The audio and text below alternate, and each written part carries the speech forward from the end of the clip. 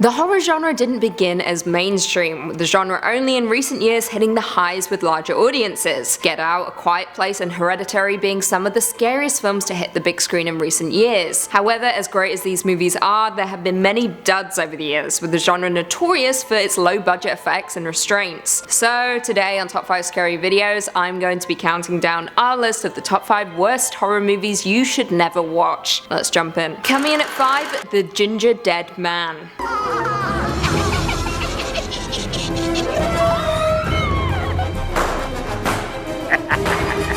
The Ginger Dead Man is straight up crazy, and while some may call it so bad it's good, I believe that's giving it way too much credit. Just listen to this absurd plot and you'll understand why. So essentially, a convicted murderer gets executed by electric chair for murdering 2 people in a diner. Then his batshit crazy mother takes his ashes and mixes them into gingerbread dough. Crazier still, she then delivers it to the bakery of the woman who sent her son to the electric chair. So of course, what happens when you bake someone into a gingerbread man? They come to life. Cause science. The woman decides to bake the gingerbread because people are too trusting. However, she gets blood in the mix. How, you might ask? Who the f knows? But regardless, it causes an electricity surge in the oven, thus creating the Ginger Dead Man, who wields a knife intent on killing the woman who had him executed. So you may be thinking this movie couldn't possibly get any worse than it already is, right? Wrong. I'm sure you're wondering who could possibly be playing Mr. Ginger Dead. None other than Gary Busey. Now, it's clear that much of this film is played out for the laughs, but yet here we are, listing it as one of the worst of the worst. And quite honestly, I have no regrets. Coming in at 4, The Happening. I hear you whispering. Planning on stealing something? No, ma'am, we're not. Plan on murdering me in my sleep? What? No. What?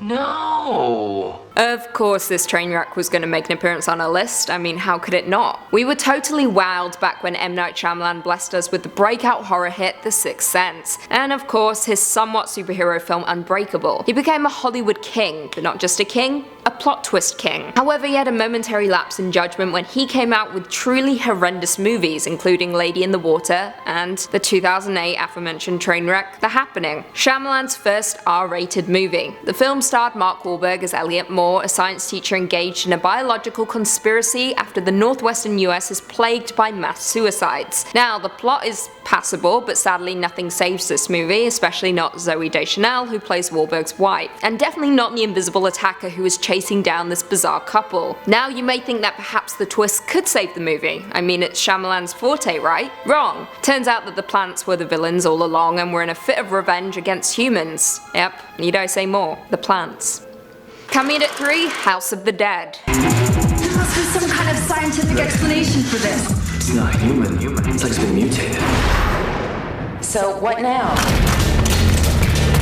Director Ball is notorious for making horror movies, specifically horror video game movies, so it's no surprise his 2003 horror flick House of the Dead is making an appearance on our list. Based on the popular arcade game where the player uses a light gun to shoot slow-walking zombies, Ball takes this concept and obliterates it within seconds. House of the Dead has a truly atrocious plot with even worse characters, all one-dimensional of course. So what exactly is the plot? Well, our wooden characters head to a zombie-filled island to attend a rave, because why not? What is life? Now, the film goes from bad to worse when you realize what the strange splicing of footage is throughout the movie. It is of course gameplay footage from the original video game, just in case we needed to be reminded that we were watching a video game movie. Cineblend summed up the movie perfectly by stating, I quote, "House of the Dead is that rare beast that goes beyond bad, and then beyond so bad it's good, into its own little niche where even the most die-hard horror fans fear to tread." There you go, friends, you have been warned. Do not watch House of the Dead. Coming in at 2, Sleepwalkers. Somebody help me, please! He killed one of my men. I typically love Stephen King adaptations, but sadly this one missed the mark, and it missed it by miles. In the early 90s, King decided to branch out and do some screenwriting. Enter the 1992 flop Sleepwalkers. The film follows Charles and Mary Brady, a mother and son who engage in a little bit of incest, because why not? Not only that, but it is soon discovered to us that this incestuous couple are a gruesome duo of shape-shifting beasts who feed off the life force of young virgin women. I mean, it's always the virgins, isn't it? Unfortunately, the movie was an over-the-top gore fest with nonsensical dialogue. To top things off, this horrendous film had far too many celebrity cameos for my liking, including Ron Perlman, Mark Hamill, Clive Barker, Toby Hooper, Joe Dante, and John Landis. Nothing makes sense in this movie, and the only thing that does is the shapeshifter's deathly fear of cats. And finally in at number 1, Troll 2. They're eating her! And they're going to eat me!